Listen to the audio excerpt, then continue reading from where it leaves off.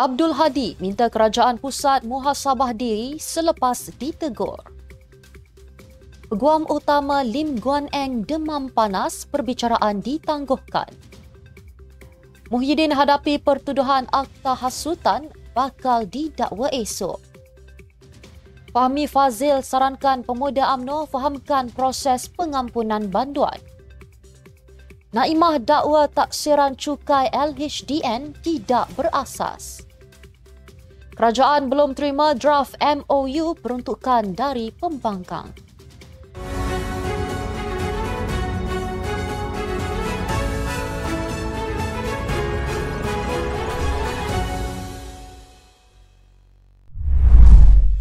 Bismillahirrahmanirrahim. Assalamualaikum dan salam Malaysia Madani. Bersama saya Mirakilah dalam Netstab News edisi petang.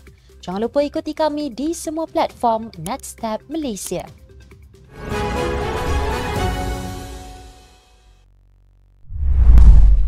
Masih tetap dengan tanggapannya bahawa kerajaan pusat lebih teruk dari Dajjal, Abdul Hadi Awang akui musuh politiknya mempunyai segala sifat jahat dengan menindas rakyat. Presiden PAS itu mengaitkan sifat para sahabat Rasulullah sallallahu alaihi wasallam dalam menerima teguran berbanding kerajaan pusat yang melenting apabila disamakan dengan Dajjal. Jelasnya tindakan tersebut ibarat membuka pekung yang besar dan tidak dapat disembunyikan dengan tapak tangan. Dakwa Abdul Hadi sepatutnya pihak tersebut perlu bermuhasabah diri sebelum mereka dihisap pada hari akhirat nanti. Pada 23 Ogos lalu, Abdul Hadi menyamakan UMNO sebagai Dajjal kerana meneruskan agenda kebendaan bagi menegakkan kerajaan. Bagaimanapun, UMNO menafikan tuduhan tersebut dan presidennya Ahmad Zahid Hamidi menganggap PAS adalah Dajjal sebenar. Perbicaraan kes rasuah terowong dasar laut membabitkan Lim Guan Eng di Mahkamah Session di Kuala Lumpur ditangguhkan ke 19 September kerana peguam utama yang mewakili bekas Ketua Menteri Pulau Pinang itu tidak sihat. RSN Raya memaklumkan perkara tersebut kepada Hakim Azura Alwi, seterusnya membenarkan sesi perbicaraan itu ditangguhkan. Peguam itu mendedahkan bahawa peguam utama tersebut, Haijan Omar, mengalami demam panas dan menyukarkan perjalanan prosiding mencabar kredibiliti saksi tanpa beliau. Mengikut pertuduhan pindaan pertama, Lim Guan Eng didakwa sebagai Ketua Menteri Pulau Pinang ketika itu menggunakan kedudukannya untuk menerima suapan wang berjumlah 3.3 juta ringgit dengan membantu syarikat milik pengarah konsortium Zenith Construction, Sdn Bhd, Datuk Zarul Ahmad Muhammad Zulkifli dilantik melaksanakan projek pembinaan jalan-jalan utama dan terowong di Pulau Pinang bernilai 6 bilion ringgit antara Januari 2011 dan Ogos 2017 di Pejabat Ketua Menteri Pulau Pinang. Bagi pertuduhan pindaan kedua, Lim didakwa meminta suapan 10% daripada keuntungan yang akan diperoleh daripada Zarul Ahmad sebagai upah bagi membantu syarikat milik ahli perniagaan itu dilantik untuk projek sama berhampiran Hotel The Gardens, lingkaran Site Putra Mid Valley City di Kuala Lumpur antara 12.30 malam dan 2 pagi pada Mac 2011. Presiden Bersatu Muhyiddin Yassin bakal berdepan pendakwaan berkaitan akta hasutan di Mahkamah Gua Musang, Kelantan esok iaitu 27 Ogos 2024. Perkara itu disahkan Ketua Penerangan Bersatu Razali Idris ketika dihubungi Malaysia Kini. Bekas Perdana Menteri itu disiasat kerana dipercayai menyentuh isu berkaitan kaum, agama dan raja 3R dalam kempen pilihan raya kecil Dewan Undangan Negeri Nenggiri. Ucapannya yang tular itu telah mengaitkan proses pelantikan Perdana Menteri selepas PRU ke-15 dengan Sultan Pahang yang ketika itu menjadi Yang di-Pertuan Agong. Ia mendorong banyak pihak membuat laporan polis kerana tidak berpuas hati dengan kenyataan tersebut. Siasatan terhadap Muhyiddin dibuat mengikut Seksyen 4-1 Akta Hasutan, Seksyen 233 Akta Komunikasi dan Multimedia 1998 serta Seksyen 504 Kanun Kesiksaan. Sebarang proses melibatkan pengampunan terhadap pesalah perlu dipatuhi oleh semua pihak. Menteri Komunikasi Fahmi Fazil berkata, hal ini kerana mana-mana kes yang melibatkan pengampunan pesalah itu mempunyai proses tertentu.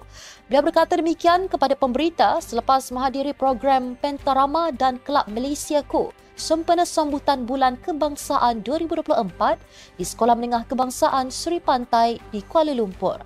Dalam Perhimpunan Agung UMNO PAU 2024 baru-baru ini, beberapa perwakilan telah membawa usul pembebasan bekas Perdana Menteri Datuk Seri Najib Tun Razak yang kini menjalani hukuman penjara hingga Ogos 2028. Sementara itu, berhubung dakwaan Ketua Pemuda UMNO Datuk Dr. Muhammad Akmal Saleh mengenai liputan telekomunikasi kurang memuaskan di Pusat Dagangan Dunia WTC semasa Perhimpunan Agung UMNO baru-baru ini, Fahmi berkata masalah itu mungkin disebabkan isu teknikal membabitkan liputan in-building di WTC.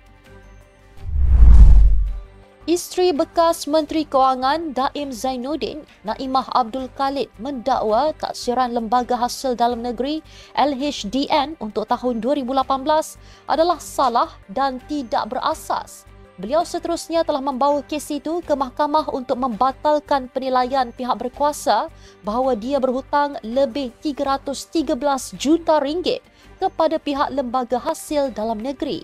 Pemohon mendakwa notis penilaian yang dikeluarkan oleh responden pada 13 Ogos tahun ini hanya berdasarkan tuduhan tidak berasas dan audit yang dijalankan kelihatan berniat jahat. Beliau juga mendakwa bahawa LHDN gagal membayar balik 3.8 bilion ringgit dalam bayaran balik cukai yang terhutang kepadanya untuk tahun-tahun taksiran 2017 dan sebelumnya. Naimah dan Daim juga menghadapi kes mahkamah jenayah yang berasingan berkaitan dengan dakwaan kegagalan pasangan itu untuk mematuhi notis SPRM untuk mengisytiharkan aset mereka.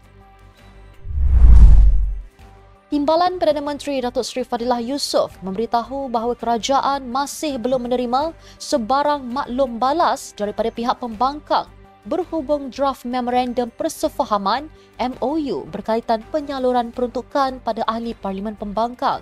Pada 20 Ogos lepas, Ketua WIP Perikatan Nasional Datuk Seri Taqiyuddin Hassan dilaporkan berkata sudah menerima draft MOU tersebut dan akan membincangkannya dalam masa terdekat.